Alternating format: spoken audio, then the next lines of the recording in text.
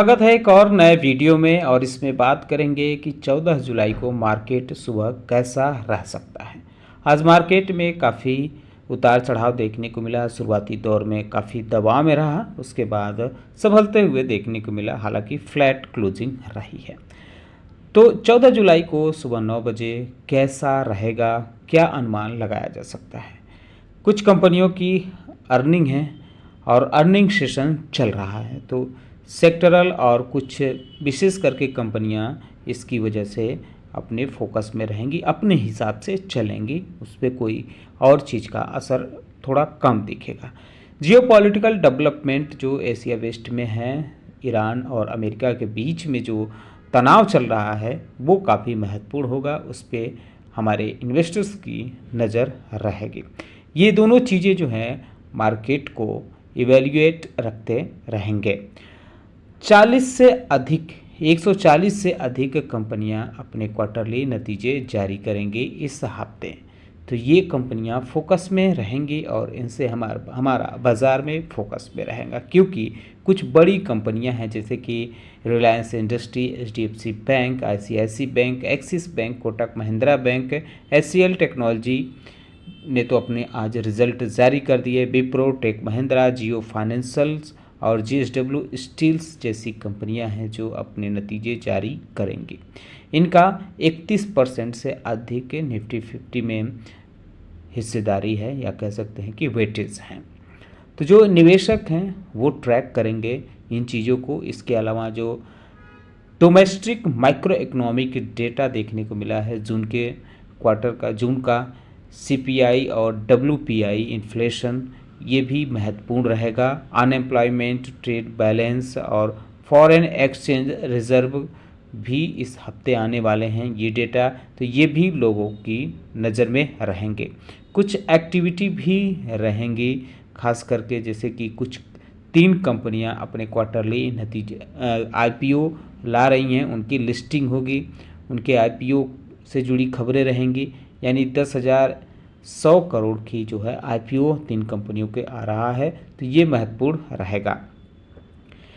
वहीं एफआईआईज और डीआईआईज की एक्टिविटी पे भी नज़र रखना होगा, क्योंकि एफआईआईज अब बिकवाली की तरफ रुख कर रहे हैं। पिछले दिनों थोड़ा खरीदारी उन्होंने देखी है।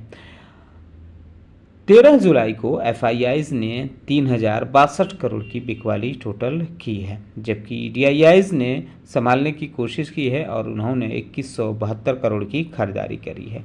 इस सेशन के दौरान डीआईआईज ने टोटल परचेज किया है 17,393 करोड़ का और बेचा है 15,222 करोड़ का, जबकि एफआईआईज ने टोटल खरीदारी की है 10,387 करोड़ का और बेचा है 13,449 करोड़ का। तो ये भी हमारे मार्केट के लिए महत्वपूर्ण है। कुछ कंपनियों में खबरें हैं जैसे कि एचसीएल टेक्नोलॉजी ने अपने नतीजे जारी कर दिए हैं। कंपनी का नेट प्रॉफिट 20% बढ़कर 4,624 करोड़ पहुंच गया है। रेवेन्यू भी 14% बढ़कर 34,579 करोड़ पहुंच गया है। ये दोनों बाजार के अनुमान से ज़्यादा रहे हैं। ऑयल कंपनियां फोकस में रहेंगी, खास करके ओएनजीसी, ऑयल इंडिया, आईओसीएल और बीपीसीएल, एचपीसीएल कंपनियां फोकस में रहेंगी, क्योंकि तेल और गैस सेक्टर की कंपनियां जो हैं ये इन पे नज़र रहेगी मार्केट की। इसकी वजह अमेरिका और ईरान के बीच बढ़ रहा तनाव है। स्ट्रेट ऑफ हॉर्मुज को लेकर डोनाल्ड ट्रंप ने बयान दिया है, अगर इसका असर कच्चे तेल की कीमतों पर पड़ता है तो इन कंपनियों के शेयरों में भी हलचल देखने को मिल सकती है।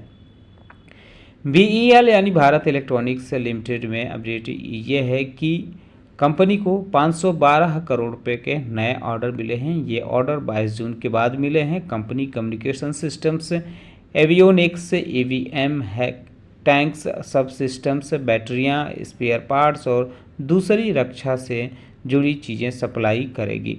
ग्रासिम इंडस्ट्रीज़ में भी आप नज़र रख सकते हैं। आदित्य बिरला ग्रुप की यह कंपनी ग्रासिम इंडस्ट्रीज़ एक बड़ा अधिग्रहण करने जा रही है। इसकी subsidiary company Aditya Birla renewable ने सेल से स्ट्रॉन्ग एनर्जी खरीदने का समझौता किया है। इस डील की वैल्यू 17,200 करोड़ बताई जा रही है। बायोकॉन में अपडेट ये है कि इसमें बड़ी डील होने की तैयारी है। सोर्स के हवाले से खबरें चल रही हैं कि मेलान अपनी 5.64% हिस्सेदारी बेच सकती है। इस डील का फ्लोर प्राइस ₹378.50 रखा गया है, जो मौजूदा बाजार के भाव से करीब 8% कम है।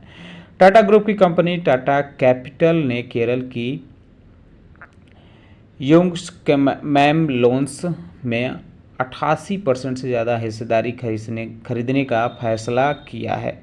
इससे कंपनी गोल्ड लोन कारोबार में बड़ी एंट्री करेगी। इस डील के जरिए टाटा कैपिटल को करीब 708 करोड़ का लोन बुक, 162 शाखाएं और 32,000 से ज़्यादा ग्राहक मिल जाएंगे। एलटीआई माइंट्री में अपडेट यह है कि इसने एआई स्टार्टअप एंथ्रोपिक के साथ साझेदारी की है। इस समझौता का मकसद क्लाउड अपनाने की रफ्तार बढ़ाना और एंटरप्राइजेज एआई सेवाओं का विस्तार कर रहा है।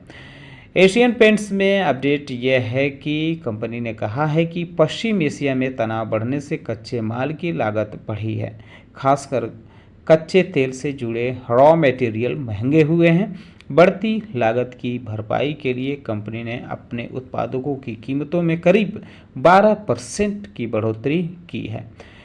इंडिगो यानी इंटरग्लोब एविएशन में ग्लोबल हॉस्पिटैलिटी ग्रुप एक्कोर के साथ एक रणनीतिक साझेदारी की है। अब इंडिगो ब्लू चिप और एक्कोर के लॉयल्टी प्रोग्राम के सदस्य फ्लाइट और होटल बुकिंग पर रिवॉर्ड पॉइंट कमा और इस्तेमाल कर सकेंगे। कंपनियों का दावा है कि यह भारत में पहली तरह की एयरलाइन होटल लॉयल्टी साझेदारी है।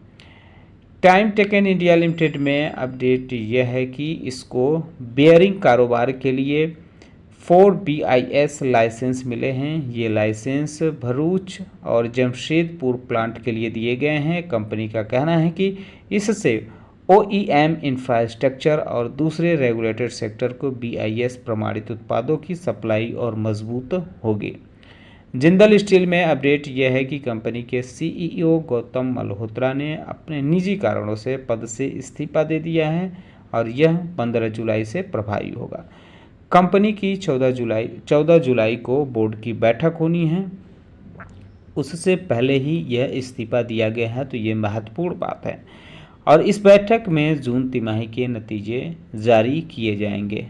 फिलहाल नए CEO के नाम का ऐलान नहीं किया गया है। कंपनी की तरफ से ICICI प्रूडेंशियल AMC ने अपने क्वार्टरली नतीजे जारी किए हैं। कंपनी का कहना है कि जून तिमाही का नेट प्रॉफिट 23% से ज़्यादा बढ़ा है। कंपनी ने 965 करोड़ प्रॉफिट दर्ज किया है। बेहतर आय की वजह से मुनाफे में अच्छी बढ़ोतरी हुई है। SBI में अपडेट देखने को मिल रहा है कि इसने अपनी लंदन शाखा के जरिए $20 करोड़ के बॉन्ड जारी किए हैं। इस बॉन्ड्स को गिफ्ट सिटी के इंडिया इंडेक्स पर लिस्ट किया जाएगा। MQ फार्मास्यूटिकल्स लिमिटेड में अपडेट यह है कि इसकी सब्सिडरी कंपनी जेनेवा बायोफार्मास्यूटिकल्स की बची हुई 12.5% हिस्सेदारी कंपनी खरीदेगी। इस डील पर 231 करोड़ से ज़्यादा खर्च होंगे। इसके बाद जेनेवा पूरी तरह से एमक्योर कंपनी की बन जाएगी। कॉनकोर लिमिटेड में अपडेट यह है कि कंपनी का कारोबार बढ़ा है। जून तिमाही में कंपनी के कंटेनर वॉल्यूम में 8.89% की बढ़ोतरी हुई है। एक्सपोर्ट, इंपोर्ट और घरेलू कार्गो दोनों सेगमेंट में इसका अहम योगदान रहा, क्योंकि इनमें भी मजबूती देखने को मिली है। PDS लिमिटेड में अपडेट यह है कि फ्रांस की एक बड़ी सुपरमार्केट चेन के साथ एक लंबे समय के लिए कंपनी ने डील की है। इस समझौते के तहत कंपनी 5 देशों में टेक्सटाइल सोर्सिंग पर काम करेगी। पूनावाला फिनकॉर्प लिमिटेड में अपडेट यह है कि इसने 500 करोड़ तक के NCD जारी करने के लिए मंजूरी दे दी है। बॉन्ड प्राइवेट प्लेसमेंट के जरिए ये जारी किए जाएंगे। हर NCD की फेस वैल्यू 1 लाख रुपए होगी। IFGL रिफैक्ट्रीज लिमिटेड में अपडेट देखने को मिल रहा है कि सऊदी अरब में नई सब्सिडरी इस कंपनी ने बनाई है, जिसका नाम है IFGL Monocon Saudi company limited. कंपनी के मुताबिक इसका रजिस्ट्रेशन 1 जुलाई 2026 को हुआ है। जना स्मॉल फाइनेंस बैंक में अपडेट यह है कि QRG इन्वेस्टमेंट एंड होल्डिंग्स जो है इसमें स्टेक बेचा है ओपन मार्केट के जरिए 13 जुलाई को। तो ये खबर आई है जना स्मॉल फाइनेंस बैंक में, जो काफ़ी महत्वपूर्ण है। बैंक की जो शेयर हैं वो 2.67% बढ़ के आज बंद हुआ है। तो इस वजह से आप इस पे भी नज़र रख सकते हैं। QRG इन्वेस्टमेंट ने टोटल 10,77,000 इक्विटी बेचे हैं, जो कि 1.02% हिस्सेदारी कह सकते हैं, और ये 52.6 करोड़ में बेचे गए हैं। मोनेट सिक्योरिटीज़ ने इसको खरीदा है।